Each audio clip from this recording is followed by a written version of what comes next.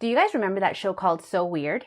So Weird was an American-Canadian television series that aired on Disney Channel from January 1999 to September 2001. During its time, it was compared to the Fox TV series The X-Files, since it took a darker tone than any other Disney Channel show at the time. The series follows the young teenage girl named Fiona Phillips, also called Fee, as she encounters the paranormal while on tour with her rock star mom named Molly, her older brother Jack, who's a skeptic and does not believe at all in the paranormal, their bus driver named Ned, who works for Molly and also doubles as their live-in teacher, his wife Irene, who is also Molly's manager, and their son Clue.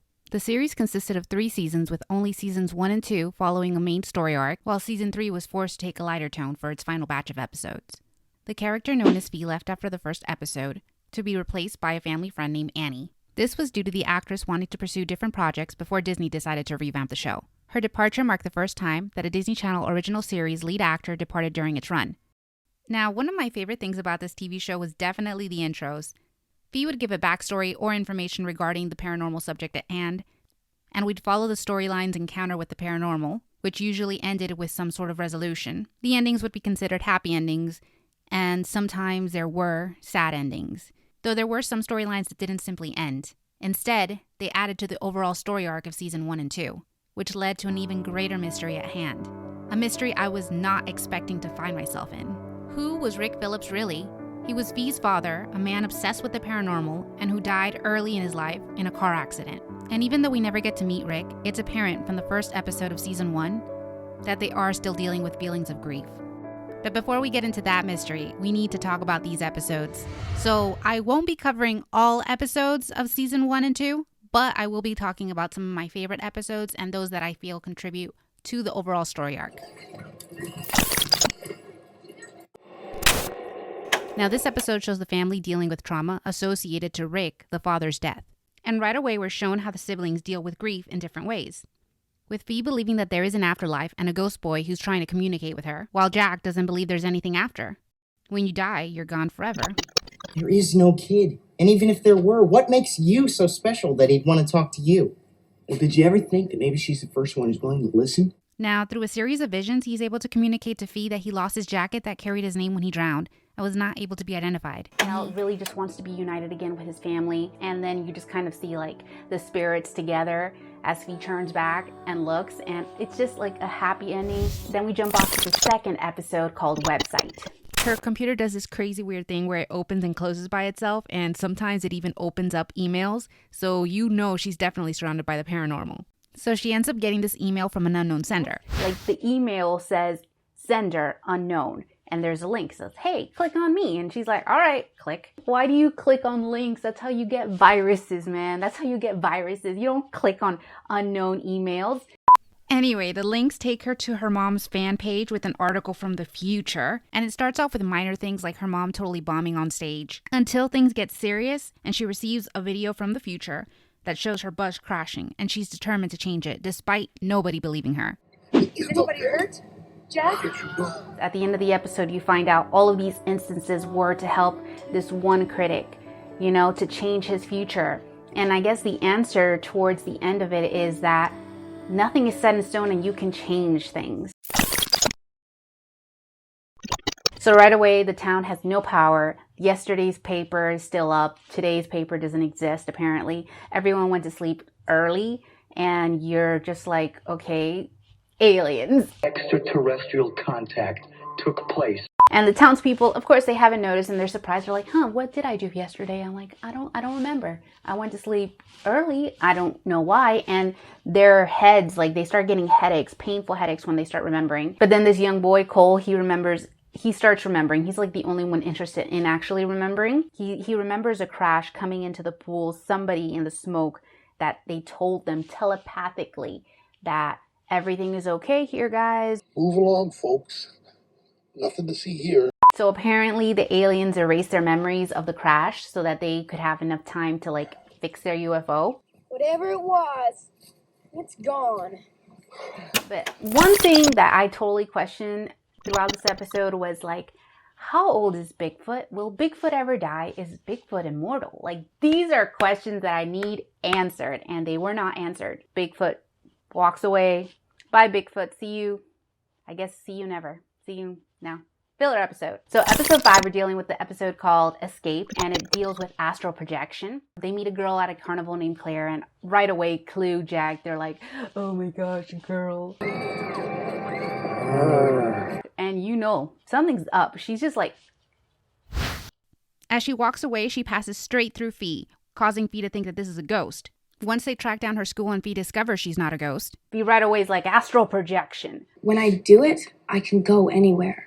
also nightmare fuel, Fee finds studies about this one guy who could also astral project until he couldn't. What they found out is he was having trouble re-entering his body. Like one time he even entered a corpse. By mistake. Like, that's a nightmare. Fee's like, wait a minute, what if you leave your body somewhere where you shouldn't, you know, somewhere dangerous? And the girl's like, nah, I got this. Usually people wake me up. Everything is chill. Everything is good. You know that's not how it's going to end, right? Guess what? Claire goes, leaves her body up in a treehouse, an old treehouse, and she falls. Luckily, Clue and Jack are there to save the day. The moral of the story is that she's able to talk to her parents more, open the lines of communication, and she won't astral project as much, or she will talk to her parents about the fact that this girl is gifted. She should be an X-Men. I don't know. Astral projection. Why do people act like this is something that everybody does? Episode 8, strangely, we find out that Fee is a witch. Well, she's not a witch. Like, she has ancestors who are witches. So that's a thing. So this episode was really weird, especially since Fee claims, There's no such thing as witches. like, girl, you have experienced aliens and the paranormal and apparently witches. No, witches cross the line for you. They're not real. How can you say that?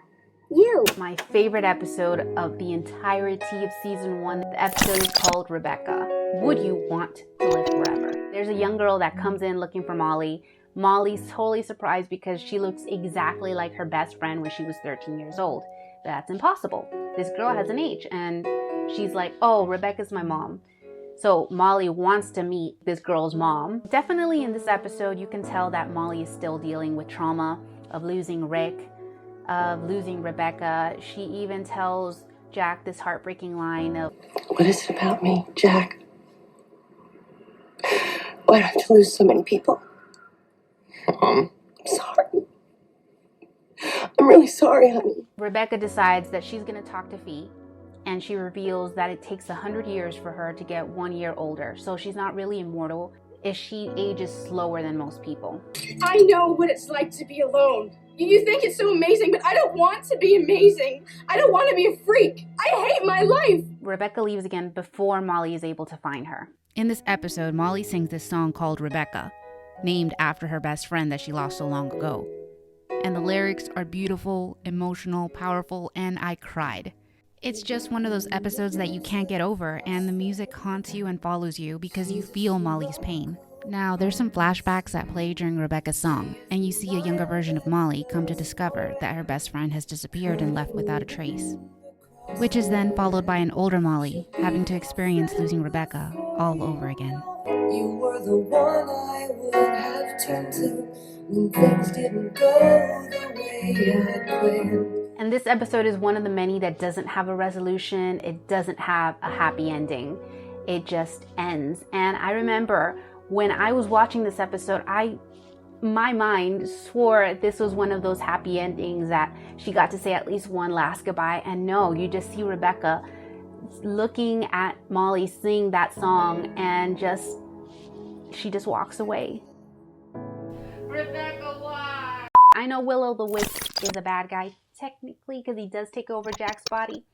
But I love him. Like, how can you hate a guy like that? You can hate a guy like that. You could definitely hate a guy like that. But still, something really interesting about the episode that I didn't know was that the writers of this episode actually had very little information on the area of Texas where Marfa is located. There's actually no wooded forest. It's all desert. So don't expect to find any Will-O-the-Wisp anytime soon. So this episode marks the season finale for season 1, while setting up the storyline for season 2 as it takes on a darker turn. So we're going to call him the Wisp because I have no idea how to actually say his name without butchering it. And he takes Fee to this place called the Nexus, where he reveals his plan to live out his days as Jack. In order to save Jack, she strikes up a deal with him and attempts to figure out his name. Now, through the Will-O-the-Wisp, we discovered a lot about the spirit world, as well as a little bit more into the mystery of Rick, Fee's father. So here's some of the things we find out. Now, there is a spirit world, and there's a possibility that Rick is somewhere in the spirit world. Also, the will-o'-the-wisp doesn't consider himself a bad spirit, and he also has a desire to protect Fee, though it's unknown if it's for his own personal gain. If you just shut up for 1 minute, I bet you could think of something to say that might actually help her. Despite his promises, Fee rejects him, and in a last ominous note, he reveals, They know about you. They know what you're up to. They? No. Now, season 2 consists of 26 episodes. We're not going to be talking about 26 episodes because we're going to be in here forever. So we're going to just talk about, let's see, 1, 2, 3, 6, 7 episodes. So episode 5, listen, we're back at it again with the aliens. It happened. Extraterrestrial contact. The gang enter a small town, and inside a bakery, there's a young man working there who's able to seemingly read their minds. Soon enough, Fee is actually starting to develop telepathic powers of her own, and it's revealed that the crop circles may have something to do with it, as wheat is in the bread, and the wheat comes from those crop circles. Now, the young man, whose name is Greg, reveals that he eats more than everyone else to protect his mom. And the mom doesn't have any powers of her own because she doesn't eat any wheat. So it feels like there's actually 2 storylines going on at the same time. The alien storyline and the spirit world storyline. What's interesting to note is that this episode Listen along with episode Roswell are the only episodes in season 2 that deal with the alien theme storyline. After these 2 episodes, it feels like they forget about the alien theme storyline and they opt to instead close out the dark spirit world storyline instead.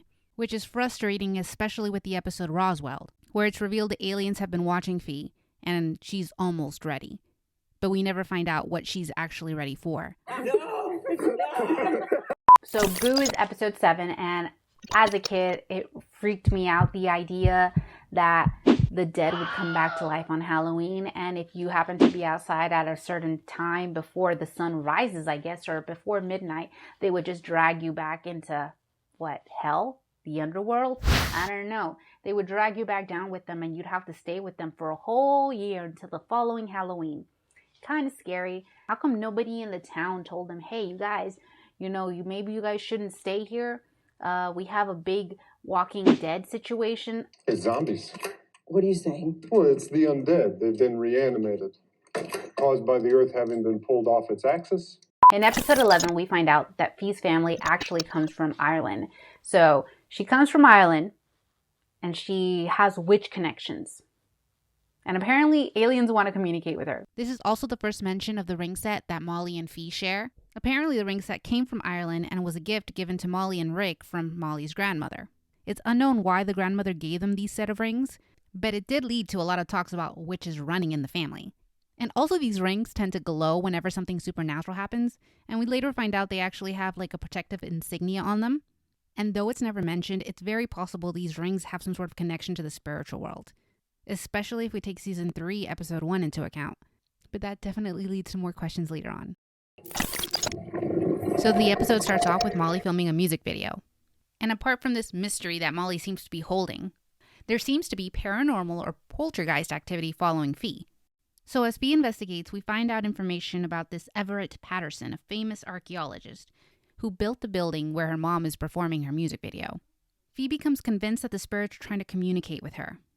And as she investigates, she finds this video from an ex-employee claiming that Patterson was building portals to the spirit world. The poltergeist activity becomes stronger as a force guides her to a secret boarded-off room. So this room is pretty crazy. There's a dome-like structure that has shadows seemingly walking behind this thin cloth, and the whole room is bathed in light. Here she meets Patterson, or at least his spirit. Patterson claims he wants to come back, but he needs her help.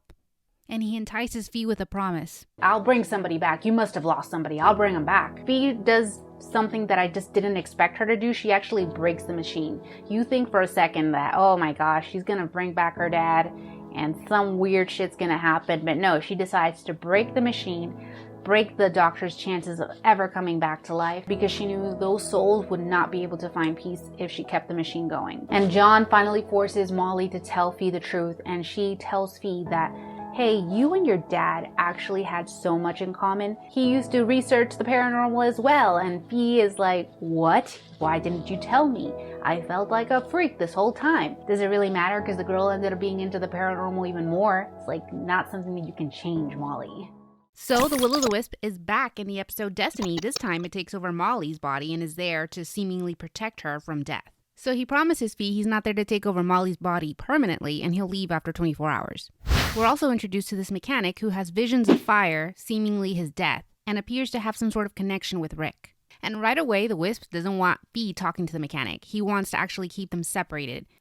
After many failed attempts on Fee's part trying to get in contact with Mr. Martinez, the mechanic, he actually overcomes his fear and contacts Fee. Why is she here? Why him? He doesn't understand. He reveals he was at the scene of Rick's car accident, and he was the one who took Rick out of the car. Once he touched Rick's body, he experienced his vision of death at the hands of fire. A vision that shocked him so greatly he retired. Fee believes they're using this vision to scare him, so he doesn't say what he saw that day. There's something not right about the way Rick died, and she knows it. Oh, I caused the very thing I came to prevent. Life is just a series of merry little mix-ups.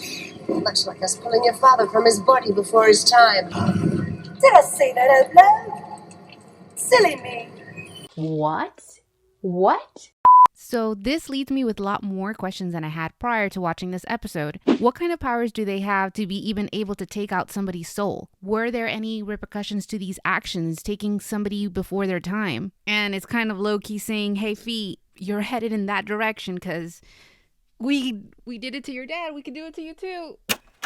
Really quick, just wanted to dip into episode 22, Vampire. Apparently, Rick fought against vampires and he won, which says a lot because Fee fights against vampires. And I think she kind of lost low-key because at the end, she kind of lets them go and we see they're still stalking her. So, vampires on the loose, I guess, and nobody's going to do anything about this. So. Oh, hell no. In episode 24 Encore, Molly reveals that she's been on tour for 2 years now, and she's getting tired because she sees Rick everywhere. She's haunted by him and emotionally drained. Fee is upset at Jack because he still doesn't believe in paranormal. Can you imagine? 2 years on the road and this boy, he still doesn't believe. I kind of understand why Jack is so hesitant to accept the paranormal because he knows how much it hurts Molly. It's their last concert. And Fee doesn't want it to end because she feels that she is so close to finding out the truth about her dad. So this episode is another episode with a beautiful song attached to it called Another World. So the song Another World reflects Rick and Molly's relationship. Let us love each other now. It's heavily implied that she is afraid of the unknown and the fear that this world is possibly all there is. Here we really do see Rick was afraid, and throughout the song, there's a reflection of his fears. Swam against the tide, but he was drowning in his fears. Something really beautiful to note is the sibling bond between Jack and Fee, and how it reflects Molly and Rick's relationship. Time and time again, you find Jack supporting Fee, protecting Fee, and being there for Fee. And I believe that Molly did the same for Rick. And I think that's probably why Molly just wants Fee to stop, because she knows what will happen to her if she continues down this line. My love, I am so scared. We're in the Endgame, folks. We're finally here. We meet Rachel, Rick's twin, and she seems to be suffering from a serious case of ghost hand. He calls it automatic writing. It's when your hand, I guess, automatically writes without you being aware or conscious of it, so it can happen while you're sleeping. She actually reveals it's not an ancient language. It's a code that Rick and her created when they were younger as a way to communicate with each other. It was their twin code. So it quickly leads to the assumption that it is Rick who's contacting them. Following some coordinates that Rick leaves, they quickly head to the meeting place, only to discover it's a trap set up by the dark spirits. They decide to push her over a building and let her hang. Make it look like an accident. You gotta give them credit. They're definitely being more creative this time around, I feel. So her dad materializes, and then he explains to Fee that there are forces that are jealous of the living, but they won't hurt you while I'm protecting you. I guess memories protect you. I don't really understand, but it's implied that memories protect you. Like, we never find out why Rick had to die, why Rick was so special. Like, he was just doing what any paranormal investigator does, which is research. It just doesn't make sense to me. Watching the episodes of So Weird did bring back so much nostalgia. And even though it was kind of bittersweet, it was kind of closure, we did get to see her father and find out what happened to him. We don't really get to see more about his adventures. Again, he battled or fought against vampires. We have aliens and we have dark spirits from the spirit world. Two totally different things. And the dark spirit world or the spirit world, there's some closure in it. We never get any closure with the aliens, and I think that is such a bummer. Again, there's probably so much more that is like left unspoken that I just can't think about in the moment. But if you guys have watched So Weird, I definitely want to know, what do you guys think? What did you think of season 3? How was season 2 for you? Were you just as scared as I was when I was a kid watching it? So Weird is actually back for the first time ever on Disney Plus. So if you have watched it, or if you do have Disney Plus, give it a watch and let me know what you think. Make sure to hit that like and subscribe, and comment what is your favorite So Weird episode. If you've seen any episodes of So Weird, if you haven't seen any episodes of So Weird, what is your favorite paranormal mythological topic? Are you interested in aliens, witches, Bigfoot? I don't know. Let me know in the comments down below. I love you guys so much, and I'll see you guys next time. Yeah, laters. How am I supposed to guess your name? It could be anything. A hint. It's not Rumpelstiltskin.